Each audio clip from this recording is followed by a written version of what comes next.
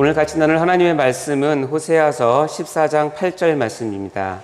우리 한 절인데요. 같이 봉독하도록 하겠습니다. 시작. 에브라임의 말이 내가 다시 우상과 무슨 상관이 있으리요 할지라 내가 그를 돌아보아 대답하기를 나는 푸른 잣나무 같으니 내가 나로 말미암아 열매를 얻으리라 하리라. 아멘.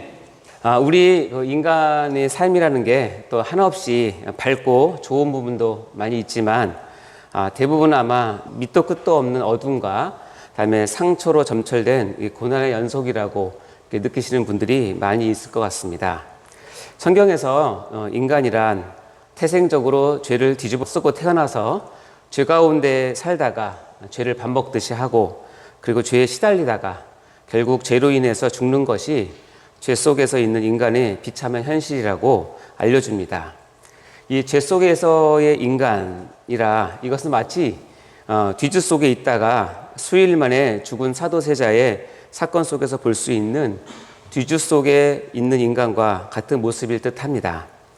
이러한 죄라고 하는 이 뒤주 속에서 비참한 인간의 현실을 또한 적나라하게 파헤치고 그것을 글로 작품화해가지고 인정을 받으면 또 큰 상을 받기도 하죠. 이러한 작품들이 어쩌면 죄를 해결하지 못하는 인간의 처참함과 그 악한 본성을 아마 잘 드러낸 그런 공로를 인정받았다고 할 수도 있겠습니다. 자, 그래서 이러한 인간의 비참함을 조금이라도 벗어나고 싶어서 수많은 사람들이 여러 가지 방법으로 탈출구를 찾으려고 합니다. 그 중에 하나가 나 스스로가 나무가 되어서 외인으로부터 폭력을 받지도 않고 나도 남을 폭력하지도 않고 그리고 다른 사람으로부터 상처나 간섭을 받지도 않고 나도 다른 사람에게 상처나 간섭을 하지 않는 그런 고립된 삶을 꿈꾸는 듯합니다. 그런데 이것은 인간의 비참함의 궁극적인 답은 될 수는 없습니다. 이런 고립형 나무가 된다는 것은 인간의 가장 궁극적인 문제인 죄로부터 도피하는 것이기 때문에 그렇습니다. 왜냐하면 인간의 뿌리 깊은 문제인 죄를 자각하지 못하는 한계에서 오는 것이기 때문에 그렇죠. 이렇게 해결하지 못한 인생의 문제를 앞에 두고 고립형 나무가 되면 편할 것이다 라는 생각에 속으면 절대 안 됩니다. 거기에는 해결책이 없고 따라서 소망과 행복이 없기 때문에 그렇습니다.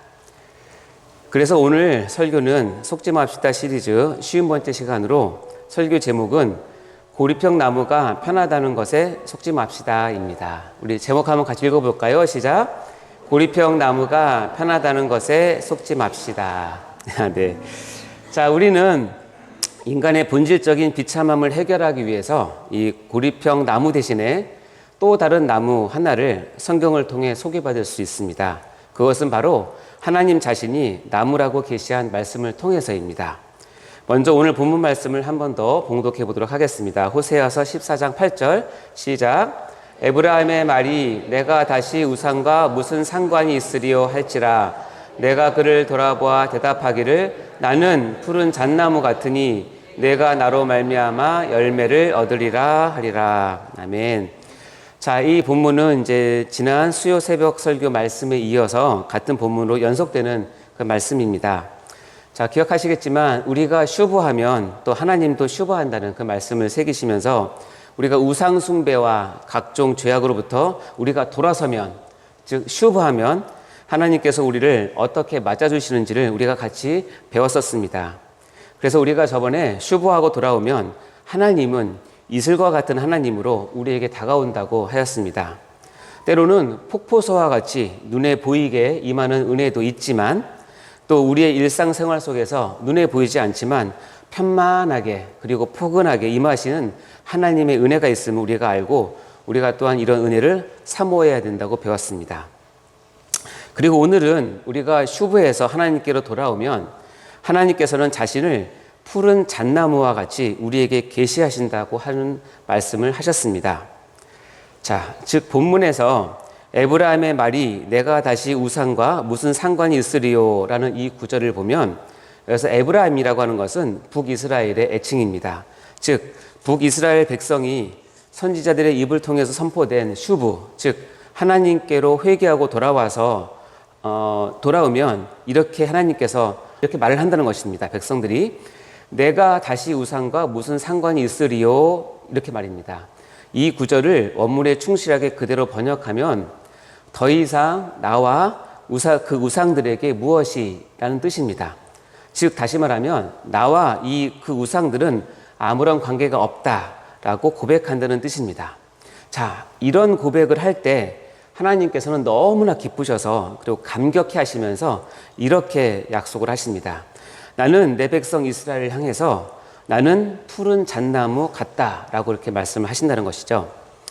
여기서 특이한 것은 하나님을 나무에 비유하는 경우는 구약 성경에서는 이 본문이 유일합니다. 물론 신약에서는 예수님을 포도나무라고 비유하는 구절이 있긴 있죠. 그러나 하나님을 푸른 잣나무 같다라고 하신 것은 아세라 신이 무성한 가지로 비유되는 여신인데 그 아세라 여신이 너에게 풍요를 주는 것이 아니라 바로 하나님이 너희들의 응답하셔 그늘과 열매를 주시는 유일한 공급자가 되심을 강조하려는 말씀입니다. 자, 구약에 유일하게 하나님을 나무라고 계시하신 이 말씀을 제가 이제 말씀을 공부하면서 묵상을 하다 보니 한 책이 불현듯이 떠올랐습니다. 제가 청년 시절에 몇 번이나 반복해서 읽었던, 그리고 나이가 들면서 다시 읽어봐도 또 다시 새로운 감동과 다른 차원의 깨달음으로 다가왔던 그런 책입니다. 여러분도 아실 텐데요. 저는 거기에서 하나님의 한 모습을 이렇게 볼 수가 있었습니다. 그 책은 바로 쉘 실버스타인이 쓴 아낌없이 주는 나무라는 책입니다. 여러분 많이 보셨죠? 아주 적은 분량이지만 이 정갈한 글과 함축적인 그림이 이렇게 어우러지면서 많은 생각과 교훈 그리고 다짐을 하게 했던 책입니다. 여러분도 혹시 기회가 되시면 자녀들에게 선물로 주시면 그래서 한 번씩 읽게 하시면 아마 좋은 교훈이 될 것이라고 생각합니다. 그리고 여기 계신 많은 분들이 아마 이 책을 한번 읽어보셨을 것이라고 생각이 됩니다. 그래서 오늘 본문 말씀이 나는 푸른 잣나무 같으니라는 이 말씀과 아낌없이 주는 나무라는 책을 우리 같이 한번 묵상하는 시간을 가졌으면 좋겠는데요. 괜찮으시겠습니까? 여러분 제가 책을 한번 읽어드릴 테니까 이제 책 읽어주는 목사가 되도록 하겠습니다. 옛날에 나무가 한 그루 있었습니다. 그리고 그 나무에게는 사랑하는 소년이 하나 있었습니다. 날마다 소년은 나무에게로 와서 떨어지는 나뭇잎을 한 잎, 두 잎 주워 모았습니다. 그리고는 나뭇잎으로 왕관을 만들어 쓰고 숲속에 왕노릇을 했습니다. 소년은 나무 줄기를 타고 올라가서는 나뭇가지에 매달려 그네도 뛰고 사과도 따먹곤 했습니다. 나무와 소년은 때로는 숨바꼭질도 했습니다. 그러다가 피곤해지면 소년은 나무 그늘에서 단잠을 자기도 했지요. 소년은 나무를 무척 사랑했고 나무는 행복했습니다. 하지만 시간은 흘러갔습니다. 그리고 소년도 점점 나이가 들어갔습니다. 나무는 홀로 있을 때가 많아졌습니다. 그러던 어느 날 소년이 나무를 찾아갔을 때 나무가 말했습니다. 얘야, 내 줄기를 타고 올라오렴. 가지에 매달려 그네도 뛰고 사과도 따먹고 그늘에서 놀면서 즐겁게 지내자. 난 이제 나무에 올라가 놀기에는 너무 커버렸는걸. 난 물건을 사고 싶고 신나게 놀고 싶단 말이야. 그래서 돈이 필요해. 내게 돈을 좀 줄 수 없겠어? 소년이 말했습니다. 미안하지만 내게 돈이 없는데. 나무가 말했습니다. 내게 나뭇잎과 사과밖에 없어. 얘야, 내 사과를 따다가 도회지에서 팔지 그러니 그러면 너는 돈이 생기고 행복해질 거야. 그러자 소년은 나무 위로 올라가 사과를 따서는 가지고 가 버렸습니다. 그래서 나무는 행복했습니다. 그러나 떠나간 소년은 오랜 세월이 지나도록 돌아오지 않았고 나무는 슬펐습니다. 그러던 어느 날 소년이 돌아왔습니다. 나무는 몹시 기뻐서 몸을 흔들며 말했습니다. 얘야, 내 줄기를 타고 올라오렴. 가지에 매달려 그네도 뛰고 즐겁게 지내자. 난 나무에 올라갈 만큼 한가롭지 않단 말이야. 소년이 말했습니다. 내겐 따뜻하게 지낼 집이 필요해. 아내도 있어야겠고 자식도 있어야겠고 그래서 집이 필요하단 말이야. 나에게 집 한 채 마련해 줄 수 없겠어? 나에게는 집이 없단다. 나무가 대답했습니다. 이 숲이 나의 집이지. 하지만 내 가지들을 베어다가 집을 짓지 그래. 그러면 행복해질 수 있을 거야.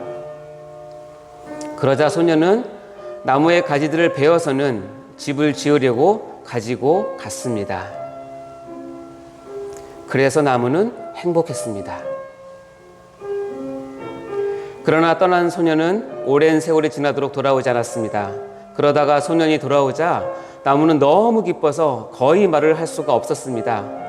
이리 온 얘야. 나무는 속삭였습니다. 와서 나랑 놀자.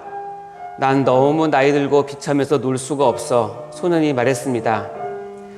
배가 한 척 있었으면 좋겠어. 멀리 떠나고 싶거든. 내게 배 한 척 마련해 줄 수 없겠어? 내 줄기를 베어다가 배를 만들렴. 나무가 말했습니다. 그러면 너는 멀리 떠날 수도 있고 행복해질 수 있을 거야. 그러자 소녀는 나무의 줄기를 베어내서 배를 만들어 타고 멀리 떠나버렸습니다. 그래서 나무는 행복했지만 정말 그런 것은 아니었습니다. 오랜 세월이 지난 뒤에 소년이 다시 돌아왔습니다.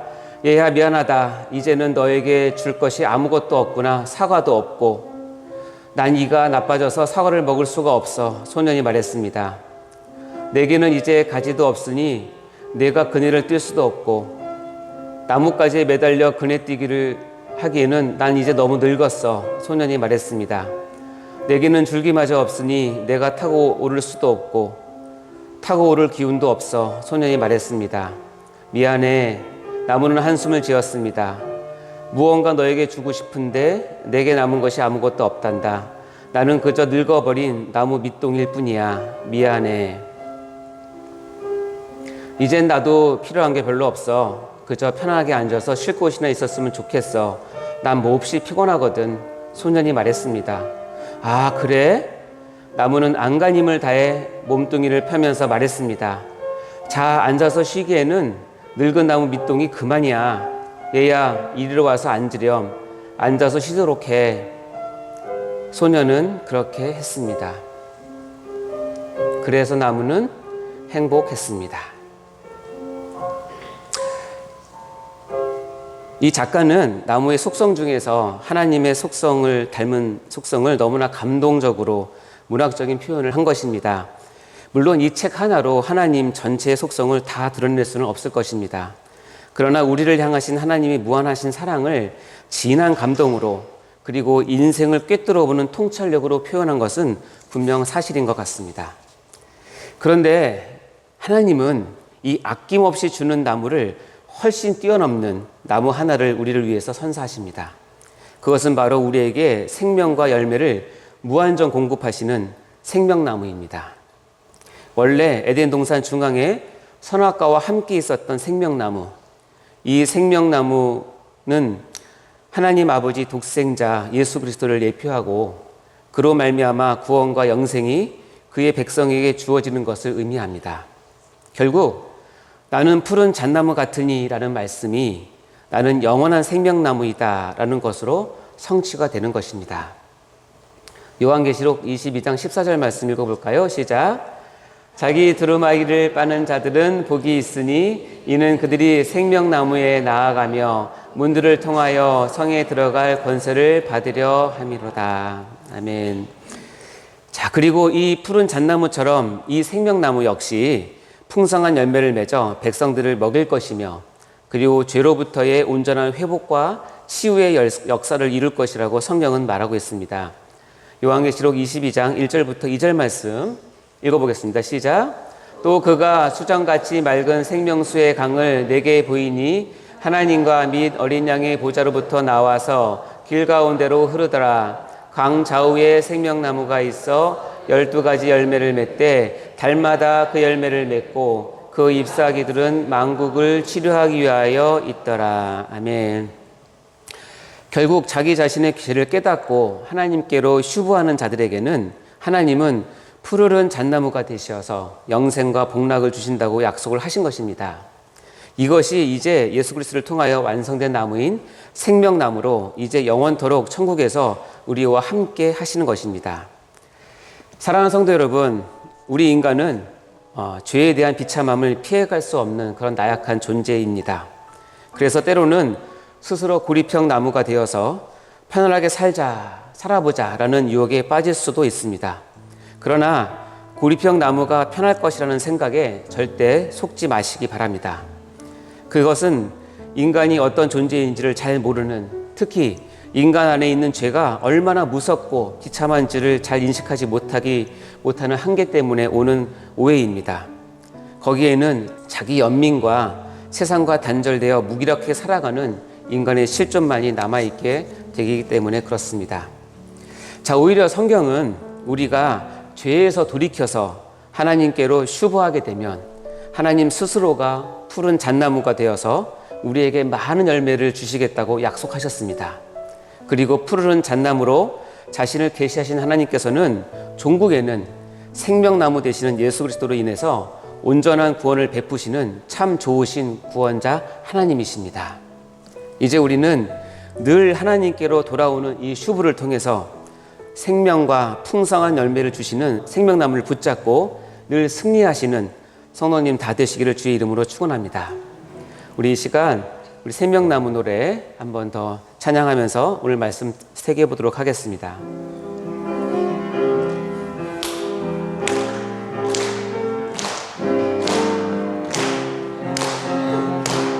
나의 구원, 나의 생명이신 예수, 당신은 나의 생명나무, 나의 사랑, 나의 소망이신 예수, 당신은 나의 생명나무. 할렐루야. 에덴 동산 중앙에 생명과 실 맺으며 푸르름 가득했던 생명나무, 원망과 불평을 하지 않으며 아멘과 순종으로 생명나무 붙잡고 일어서리라. 아멘. 기도하시겠습니다. 하나님 아버지, 감사합니다. 우리가 하나님 앞에 죄를 고백하고 돌아오면 하나님께서 우리를 받으시고 우리에게 푸른 잣나무와 같은 생명나무가 되어주심을 인해서 감사드립니다. 그 안에 생명이 있고 열매가 있고 그 안에 축복이 있음을 우리가 믿습니다. 우리가 다시는 죄 가운데서 헤매는 것이 아니라 속히 돌아와 우리의 생명나무 되시는 하나님을 붙잡고 살 수 있는 저희가 될 수 있도록 인도하여 주옵소서.